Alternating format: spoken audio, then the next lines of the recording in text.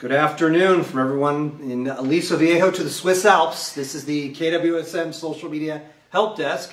I am Jeff Soto, Managing Content Editor, in for our great fearless leader, Katie Wagner, President CEO. Joining me today, Taylor Lazura, Senior Content Editor, and Daniel Tate, Web Designer and Developer. Welcome. Lots going on, as always, in social media. And I think one question we get a lot from people is, starts out on that platform and then we'll see it duplicated on all the other platforms. So we really saw that with Facebook too. And to the point where if you scroll through your Facebook feed right now, I bet you that every third post will be a video. And now we're starting to see it more on Instagram and on Twitter and all the other channels. So it's definitely something that we're including more in our content for the clients that we manage, and also something that we're encouraging more for the clients that we train or some of the business owners that we speak with. We're letting them all know you've got to be doing the video to just be keeping up with the times. Yeah, and I think video, we all consume a lot of video regardless of the platform, but Facebook's definitely not the only one, but they push it, right? They're encouraging it. I think one of the Facebook executives said something about they expect 80% of the content on Facebook by next year to be video. And so, what does that look like? How are you creating it if you're a business? Is that professional shoot? Are you encouraging more of your employees to go out and snap up little things? Then there's the issue of control. But for the user, it really is the most consumable type of content, wouldn't you say? Yeah, Daniel? It is. And it's a good way to show off the company or the product or anything like that. And you want to make sure you can give out your message in like a shorter period of time, because it is on the social media and people are flipping through. I got a couple statistics here that I pulled just to kind of show the difference, and even within the last year. So in 2017, it's saying that of the 500 social media marketers that were tested, 45% of them were using some sort of visual in every single post that they were doing in 2017. And now in 2018, or back in 2018, as of a month ago, 56% were using a video or a photo in every single piece of content that went out. So I think back in the day, or in the earlier years of social media, it was a little bit more common to be putting your thoughts out there, to be using more copy to express your opinion on things. But now almost every single post that you see come out is some sort of video content. And I think people are still being original in the way that they're using that video. So whether it's a boomerang or a video or a long testimonial or a short testimonial or a video series, there's still a way to be creative with it so that it doesn't get stale. Yeah, I think there's always a way to implement it, right? Like you said, testimonial. For years, we've relied on Yelp's, just the written word while we're looking for a restaurant or a service. And we've seen, even with our own clients, businesses that put video on their website or use it in social, the video testimonial is a lot more authentic. Mm-hmm. You see it in the person's face. A lot of people trust that more. So there's a trust factor in video. Anyone can claim anything written word. But when you actually see it, there's that living proof there.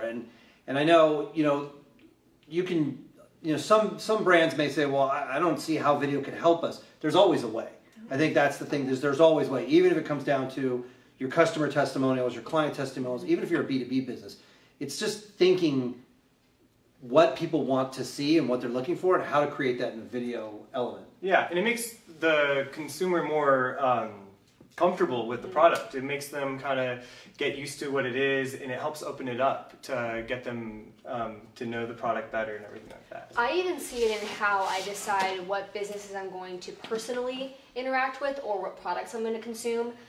Even with Amazon, is that I don't really trust Amazon reviews anymore, but if there's a video on there of someone, even if it's just a guy with his iPhone unboxing his package to see that everything came in the package, it works, it turns on, I feel a lot more comfortable trusting a review like that than if it was just, this is great, because anybody can say, this is great.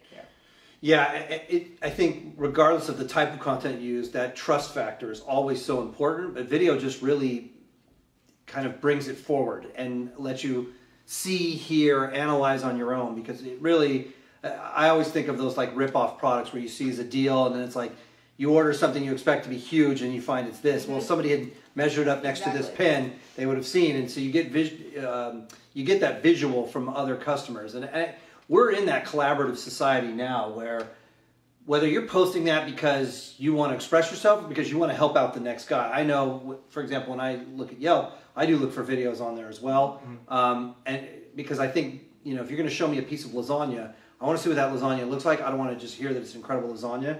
So video is definitely a big deal. The platforms are all pushing it.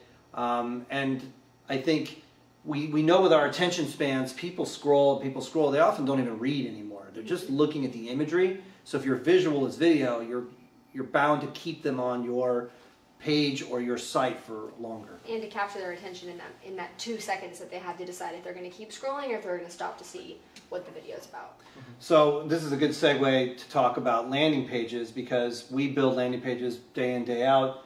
A lot of them now have video on there, right? We encourage our clients to build videos that will be that can give more than a lot of text on a screen and give some context. And I think one of the friends of ours that comes to mind is Ripped. They're the one-stop body shock, and it's a workout that you could hear from everybody on the planet how great it is, but if you have to see it and visualize it and watch the movements, and they rely on video heavily. And so I think they're just, both of their pages where they recruit new people to come in to be trainers, people that want to go to the next level, the video is a key driver on those pages. And so landing pages themselves, with or without video, it's so critical you get them right, David? Yeah, it's very critical, because if they're on your landing page, they already have an interest on what they saw, either would it be an ad or email, whatever drove them to that landing page. So in order to have a good landing page, basically you want to have a good call to action. You want to have them basically buy, or you want to have them be doing something specific.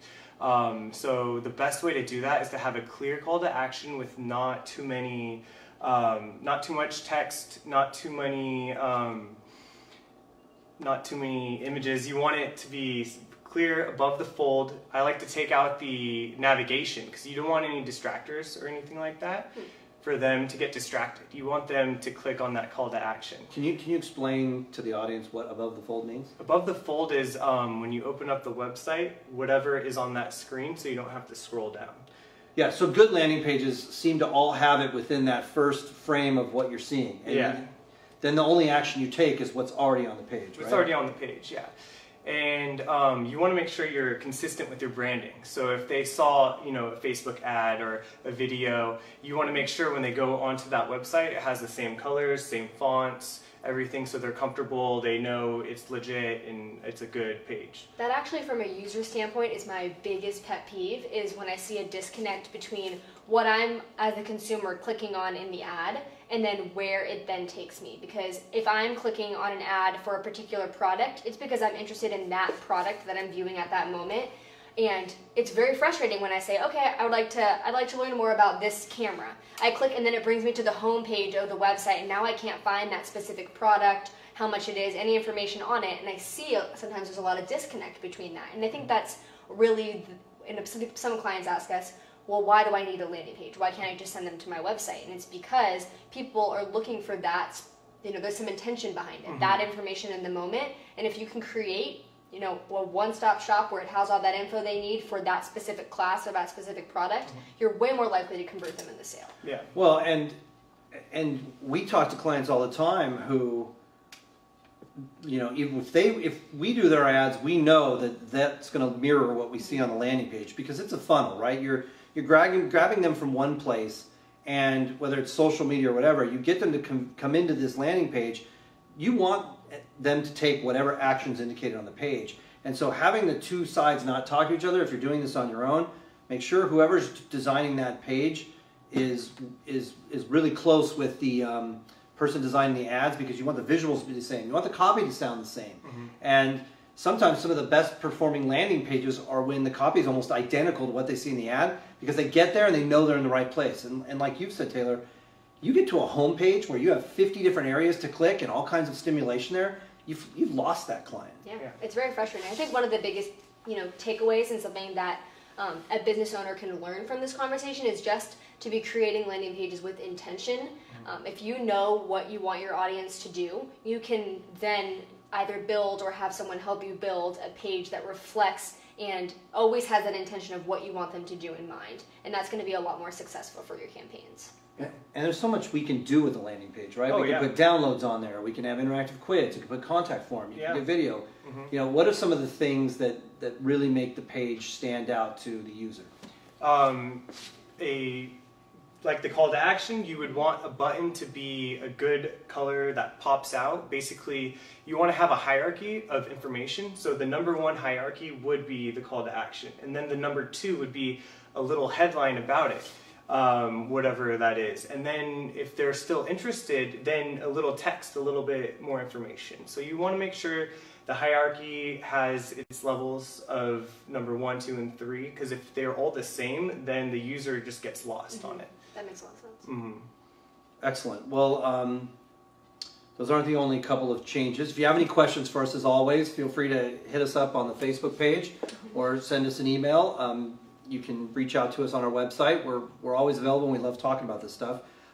We want to kind of switch gears to our In the News segment. There are 3 stories there, I think, that are pretty good, and they focus on 3 different channels. And so the first one we'll jump into, you know, as Taylor said earlier, everybody's copying everybody, whatever's working. And the funniest thing is, I think Snapchat is probably the most copied, yet it's kind of the slowest growing, and now it's kind of hit that ceiling. But YouTube now is getting into the swiping game, and you're a big YouTuber, Taylor. You love watching videos on the site. You consume a lot of content there.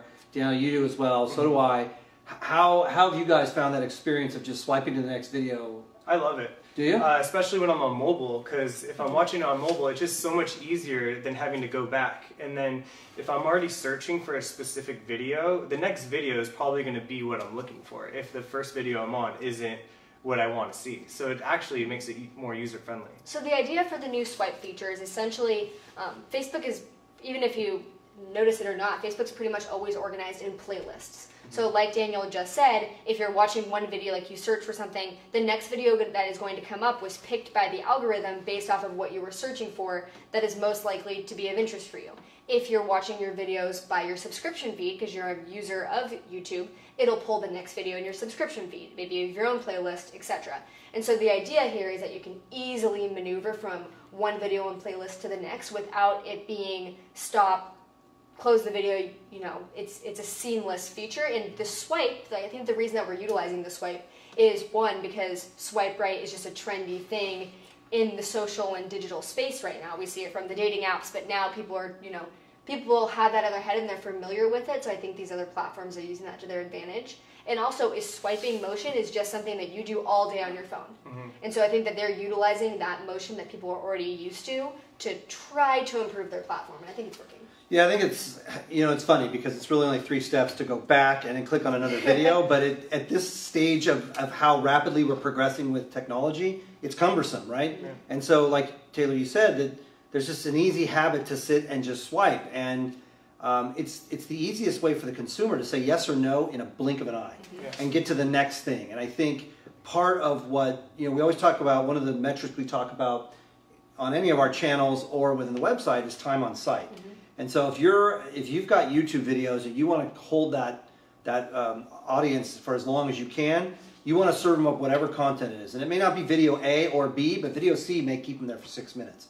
And so I think it's a smart move on behalf of YouTube to keep everyone kind of more interactive. Because I know there are times when I'll put on a video and I'll kind of pay attention, not pay attention, I'll get distracted. And part of it is, well, I guess I want to see how it ends and I'll get to the next video. But this way I could swipe and then swipe back if I wanted to hear it again. And so it's one of the best features of it, I think. It is. We're always looking for, like, okay, well, what's coming up next? And with this new feature, you can half swipe to see what the video is going to be next. And then if you're like, okay, I'll finish the video I'm looking to. And it'll be interesting to see if when you're looking at your metrics on your YouTube videos, if this causes the time watched per video to go down. Because now it's going to be so easy for people to go to the next video. I think it's important for people to be measuring that metric and going into your YouTube analytics and seeing how long do they watch each video on average, and has that changed since this change has been made? Yeah. Go ahead. That's a good question. Or if your videos are kind of lower up, maybe if they swipe more, your video would get watched more. Yeah, because maybe you're coming up in search more often. Yeah. Well, and I think the other thing is on the creation side of it. If you start seeing those analytics like you're talking about of people's attention spans are shorter, and they're only spending 35 seconds per video, why cut a 5-minute video at this point, right? Make it concise. You can have multiple versions of that and still give those snackable 30-second pieces of content so they watch the whole thing. You can always get them to stop, go back, watch it again, but this way they might sit and just kind of watch. I know even when I'm going to change channels here for a second, when I'm on Instagram, if I'm in the search feed and I hit video, it'll play and it'll swipe and it'll automatically will go. And sometimes I'll be sitting there talking to somebody and 9 or 10 videos have gone by, but then one will catch my eye. And so I think, and I'll even do that sometimes, I'll just see what's out there. Instagram doesn't read me as well as YouTube does. I think YouTube, that's the other thing, from a suggested video standpoint, their intuition is really good. It's Google. Yeah, it is Google, you're right. Yeah. And if anybody is the king of the SEO and king of that, optimizing, it's definitely YouTube. They know what you want to see, and that's how you fall into the hole of YouTube video after YouTube video. Well, and we talk a lot about, just like optimizing a website, SEO, optimizing a YouTube page and a video is so important. Yeah. And I can't tell how many, whether it's a new client we're coming on that we're auditing, or we're just looking at something, even if it's just a video out of fun and curiosity, we'll look in there and see nothing optimized, and it's a huge loss because it is an enormous platform for search. Well, it's one of the top search engines out there. And number 2. Number 2 to Chrome, right? To Google. To Google, yeah. Yeah, and it's Google, so Yeah. Google's got the top 2 spots. So Google's doing pretty well. So if you get in with that, then I think you're on the right. You're in the right lane. You're staying in the right lane, as they say in the on that tattoo commercial. Stay in your lane. The other question, the other topic, one of the other topics is events. Facebook is really trying. They've had events for a long time, and I think they're successful to a limited degree. I don't know. I don't know how great they work, except for they're a great place to kind of get your thing out there in advance. But now they're trying to integrate it with Facebook Stories. And I'd love to hear you guys' opinions as both marketers and consumers.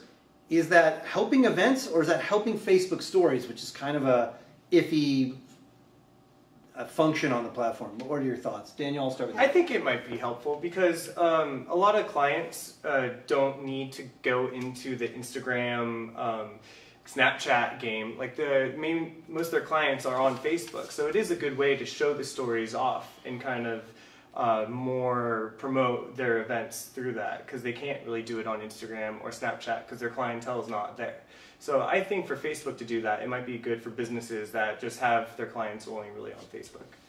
I think the biggest issue with events is that it's not easy to find them within Facebook, and it's not easy for users to find your event unless you're boosting the event and you're putting ad budget behind it, or you have a very large built-in Facebook audience. Otherwise, your events can kind of get lost, and it's not easy to share those around. So I think that there is a potential there to then use the stories to help get it out in front of more people, because we're even seeing this with Instagram stories, is that people watch Instagram stories more often nowadays than when they're scrolling through their feed. It is becoming more popular. So I think the potential is there, but I don't think that there are enough users yet of Facebook stories to see how that is going to help the Facebook events.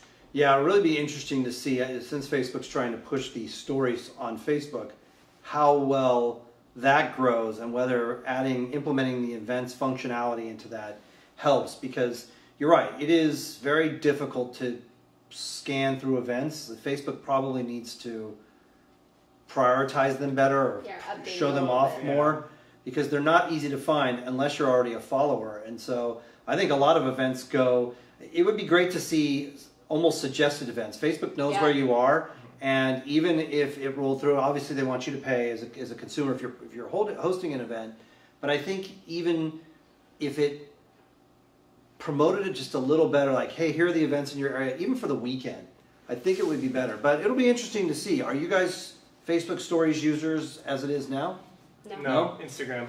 Yeah, I don't regularly click on them, and I was even looking the other day to see who was using the stories, and on my feed, and I follow quite a few company pages and brands on Facebook, and I'm really only seeing, maybe 2 or 3 posted a day. I'm not seeing very many on my feed utilizing it yet. Where Instagram stories, I'm seeing everyone from my close friends and family to a lot of the brands that I really respect and follow. I'm seeing everyone utilizing that. So it'll be interesting to see if in a couple months Facebook stories picks up.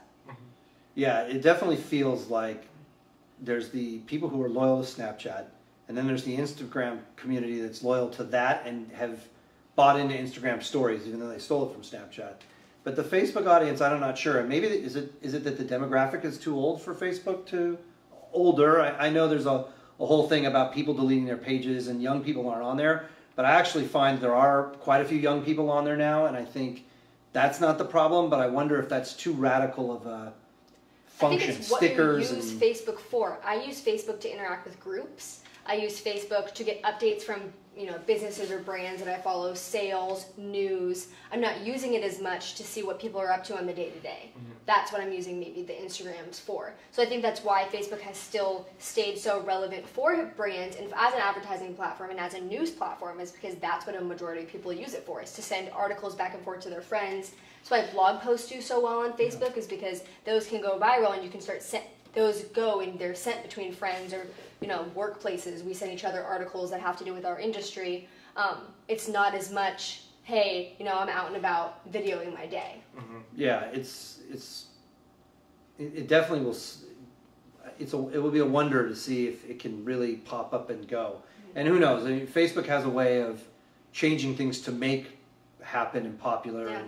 And if all of a sudden the word gets out that brands can succeed on Facebook stories a lot better than they can on the feed, who knows? And you never know. I mean, Facebook wants the feed to be a lot more interactive and a lot more human and a lot less promotional. So it could it always tinkers, and so who knows, the brains behind that. All right, the last story, and I find this one the most interesting, frankly, is the Twitter wants to get more into the conversations game. And depending on how well you use Twitter, you can get into some long threads, deep conversations, recurring things, dialogue happening back and forth. But there's also a lot of noise on that channel. And you never know, are people really online? If I were to reply to that brand right now or this person, are they going to respond? And so one of the things they're going to do is as they, I don't know, as they try to, I guess, morph into more of a messenger type platform where everyone's active, is they're going to highlight whether a user is active or not. And so give them the little green button or whatever we see on some of the other platforms. Facebook, when you're on Facebook Messenger, you see that little green dot next to your name. How do you guys think that's going to go on Twitter? I mean, do you think that's going to hurt, that's going to help, that's going to make conversations more authentic? What are you guys' take on that?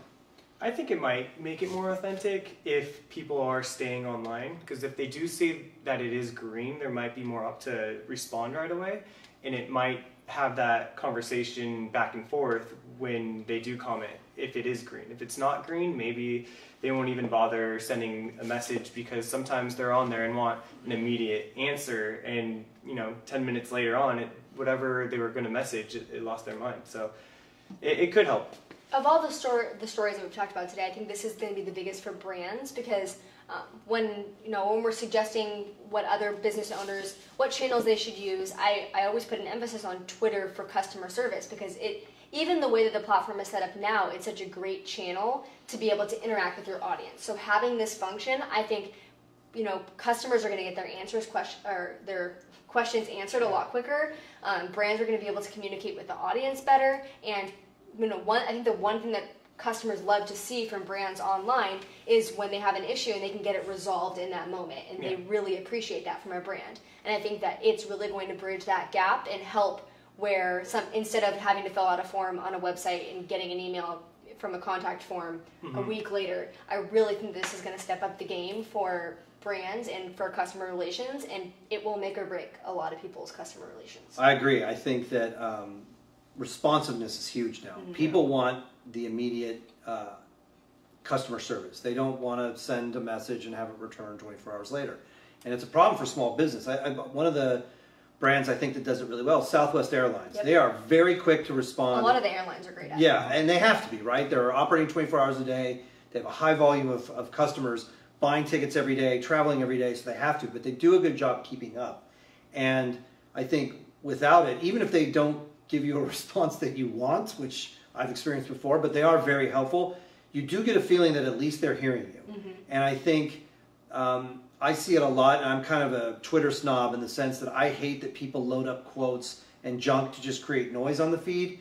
I think, especially in the middle of the night, I love going on at midnight or 1 a.m. and saying, hey, who's really live on here right now? And sending out a tweet. And you see brands, people that have those every 9 minutes, every 18 minutes, they've got a tweet coming out. And you're thinking, there's no way in the world that you're really on right now doing this. And I think, you know, as people get more integrated into social media and expecting that reaction, or that interaction, I should say, it's going to be really important that you're not faking it anymore. And I think a lot of people have gotten away with faking it. And it's one of the things we talk to clients about, is that we don't use those online platforms. I don't want to name them because I don't want to demean them. Automated systems. Yeah, there's automated CRMs, right? Where you can put all the content in there and spit it out, and it's great. But what we see is it's somewhat of a lazy approach, right? Everyone uses the same content on every channel, and then there's no reason to go there. And if you can turn Twitter into that main customer service line, it could be a big win for clients. Yeah, absolutely. All right. Well, we fell 3 minutes shy of our goal. So we did a pretty good job. I know we did, considering. As a reminder, if you have any questions for us, we love kicking this around. We're here every week, Tuesdays at 12:30 Pacific, 3:30 Eastern. And we cover a lot of topics that you guys ask on our Facebook page, and we get a lot of emails. Where we also are on Twitter, and we are active on Twitter, even though the green mark isn't there yet. And if you're local, if you're a business here in Southern California and you would like to learn about social media, we encourage you to attend our social media boot camp. It starts Friday, February 1st, and it runs 4 weeks. And the first class is Facebook, followed by, I want to say, is it YouTube? Or is it's a YouTube class. Instagram and Pinterest? Instagram, Pinterest, then LinkedIn. LinkedIn is the third, and then YouTube. And cover everything. Yeah, it's great. If you don't know where to start and you want to start all your pages, or you have pages and you want to manage the content on a daily basis, and you need to know everything from how do I set up something to what's the right content for my audience and what should I be posting, it is a great time. It's a 4-hour session from 8 to noon, and there is a link on our website at kwsmdigital.com. Daniel, anything you'd like to add? No, yeah, it would be nice to see you guys. Taylor, anything to add? I think the biggest thing about bootcamp is that we're here to answer your questions. So any of those things you can't figure out on your own, or you just need, a tune-up because the channels change so often, we'd love to have you here and help walk you through some things. And I think one of the great resources out of the bootcamp, beyond our president, Katie Wagner, leads that. It's a very interactive display. You'll be sitting with other business professionals that are learning the channels and how to maximize the potential of them. Is that the resource, and after that is we have a special Facebook group where you can ask your questions.